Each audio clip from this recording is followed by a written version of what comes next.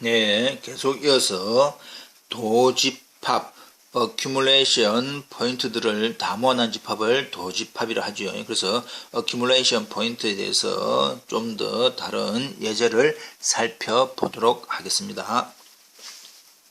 주어져 있는 실수에서 여유한 cofinite topological space라고 하자. 다시 한 번 더. 주어져 있는 여유한 위상 TF라고 하는 것은 R의 부분집합 A의 모임 집합이다. 근데 조건이 A의 컴플리먼트가 유한 집합이 되는 그러한 집합족이었습니다.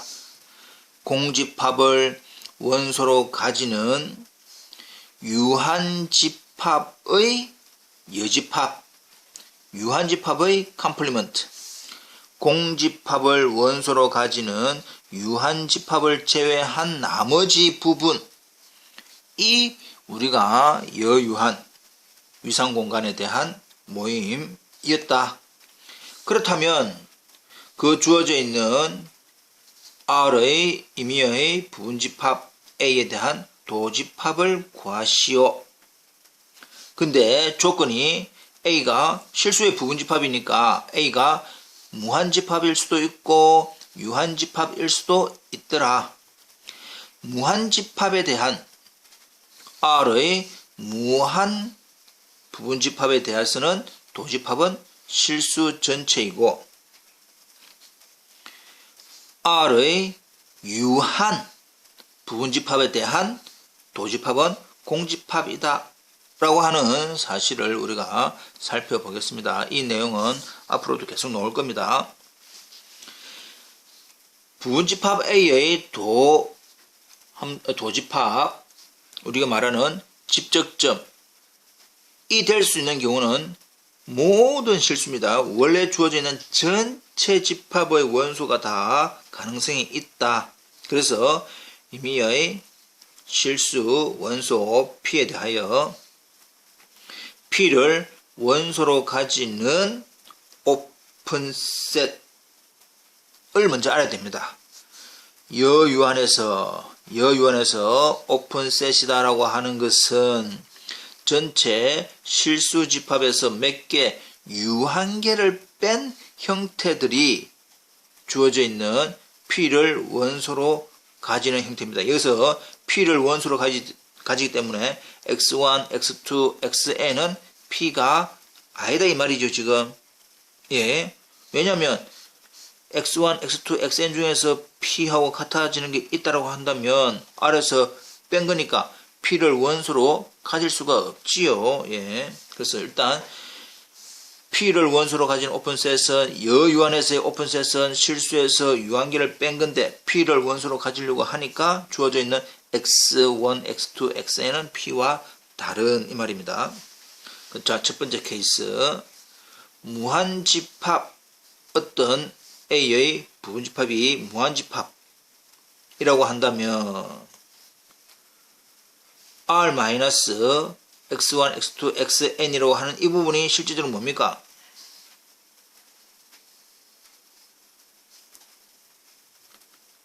GP지요, GP. 자, 여기서 다시 잠깐 우리가 알아봐야 할 것이 어떤 점 P가 accumulation 포인트가 된다라고 하는 것은 모든, 자, 그러면 P가 accumulation point of A라고 하는 것은 임의의 GP에 대하여 GP-P 교집합 A가 non-empty 이 말인데 이 부분을 조금 달리 우리가 어떻게 바꿔 적을 수 있느냐 앞에서 다 알고 있을 겁니다. 예. GP 교집합 A-P와 같다 이 말이죠. 지금 이 두 개는 똑같습니다. 예. 그래서 GP 교집합의 A-P 이 부분이다 이 말이죠. 가 공집합이 안 된다. 자, A가 무한집합일 때 GP-P 교집합 A가 지금 어떤 경우 무한입니다. 실수해서 유한계를 뺀 거 하고 무한집합에서 P를 뺀 거 하고 두 개 교집해 보니까 무한. 그래서 결과적으로는 공집합이 되지 않는다 이 말입니다. 따라서 주어져 있는 P는 A의 직접점이 될 것이다. R의 임의의 점 P에 대해서 모두 A의 직접점이 되니까 P가 도집합의 원소, R이 이 P가 임의의 원소, 따라서 A 도집합은 실수가 된다 이 말이고, 두 번째 A가 유한집합이다. 주어져 있는 since 이 P가 R의 임의의 점이다. 결국은 P가 R의 원소이니까 이 P가 A 안에 있든지 A의 원소가 아니든지 둘 중에 하나다 이 말이지. 일단은 이해됩니까? 지금 두 번째 케이스 유한집합에 대해서 설명을 할 건데, 이 P라고 하는 것은 R의 임의의 원소. 그러면 그 P는 A의 원소일 수도 있고 P가 A의 원소가 아닐 수도 있다. 근데 P가 A의 원소인 경우와 P가 A의 원소가 아닌 경우로 나누어서 설명을 해보자 이 말입니다. P가 A의 원소라고 한다면, 다시 한 번 더, 주어져 있는 이 A가 x1, x2, xn이라고 하는 유한집합이었으니까 그 유한집합의 어떤 하나의 원소라고 한다면 반드시 1부터 n까지 중에 xi와 p와 같아지는 그러한 번호, 어떤 i가 있을 거다. 그래서 일반성을 잃지 않고 without loss of generality, 일반성을 잃지 않고 그냥 x1을 그냥 p라고 하자. x2를 p라고 할 수도 있고 xn을 p라고 할 수도 있는데, 그냥 우리가 일반성을 잃지 않고 x1을 p라고 하자. 그러면 GP라고 하는 것은 P를 원소로 가지는 오픈셋, X1을 원소로 가지는 오픈셋이려면 실수해서 어떤 유한계 X2, X3, XN이라고 하는 유한계를 뺀 집합이어야만이 여유한에서의 오픈셋 모양이면서 누구를 X1이라고 하는 P를 포함하는 오픈셋 이 말입니다. 그러나 이 GP가 오픈셋이더라.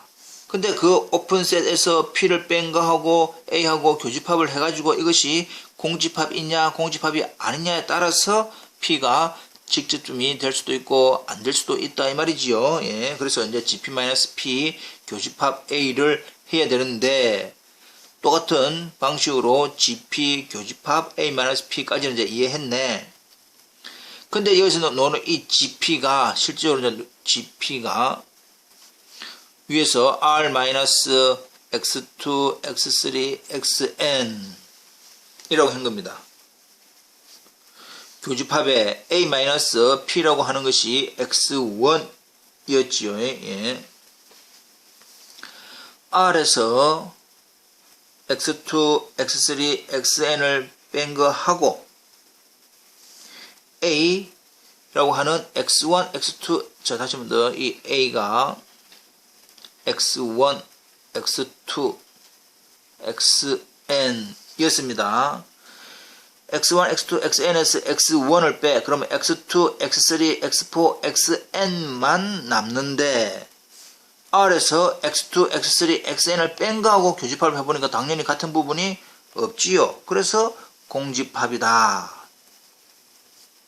결국 A가 유한집합인데 그 P가 유한집합 안에 있는 이러한 원소는 집적점이 되지 않는다.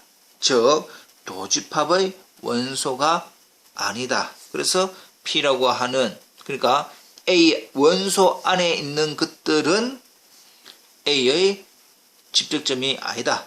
도집합의 원소가 되지 않는다. 두 번째, 그럼 P가 A의 원소가 아닌 경우, P가 A의 원소가 아닌 경우 R-A, R-A라고 한다면 P가 A의 원소에 있지 않으니까 아하, 여유한에서 일단 유한집합을 뺀 거니까 오픈셋 되는데 A가 P를 원소로 가지지 않으므로 P를 원소로 가지는 오픈셋 이내 되죠. 그래서 여유한에서 P를 원소로 가지는 오픈셋 R-A. 그러나 지금 우리가 이제 해봐야 되는 것이 GP-P 교 A가 공집합이 되는지 안 되는지를 알아봐야 됩니다. 역시 똑같은 방식으로 해서 GP가 R-A였지요. R-A 교집합의 A-P. 자, R-A 그대로 왔고 P가 A의 원소가 아닙니다. P가 A의 원소가 아니니까 A에서 P를 뺀다는 것은 아무 영향가 없지요. 그래서 내가 A하고 똑같습니다. 그래서 이꼴. 근데 R-A하고 A하고 교집합을 해보니까 공집합. P를 원소로 가지는 오픈셋에 대해서 이러한 조건을 해보니까 공집합이네. 따라서 A의 원소가 아닌 P도 A의 집적점이 될 수가 없다. 왜? 공집합이 되어버렸으니까. 따라서 A의 원소가 아닌 P는 A 도집합의 원소가 아니다. 그래 보니까 전체 1번, 2번 경우를 모두 통틀어서 비교를 해보니까 A의 원소인 경우에도 도집합의 원소가 안 돼. A의 원소가 아닌 경우에도 도집합의 원소가 되지 않는다. 라고 한다면 실수 전체가 도집합의 원소가 될 수가 없다. 고로 도집합의 원소는 공집합밖에 없다. 이 말입니다. 지금 이 주어져 있는 이 도집합 A라고 하는 것은 A가 무슨 집합일 때는 유한집합일 때는 도집합이 공집합이더라. 이 말입니다. 다시 한번 더 그러면 앞부분 무한집합일 때는 도집합이 실수 전체이고 유한집합일 때는 이런 경우 모두 되지 않으니까 도집합이 공집합이더라. 그래서 결론을 지어 봅시다. R의 부분집합 A가 무한집합일 때 무한집합의 도집합은 실수 전체, 유한집합이라고 한다면 유한집합에 대한 도집합은 공집합으로 결론 지어집니다. 이때 주어져 있는 경우는 여유한 위상 공간에 대해서는 그렇다 이 말입니다. 여유한 위상 공간에 대해서 무한집합에 대한 도집합은 실수 전체, 여유한 위상 공간에 대해서 유한집합에 대한 도집합은 공집합. 이렇게 정리를 하시면 될 것 같습니다. 예. 이 부분 조금 어렵습니다. 확인 부탁드립니다.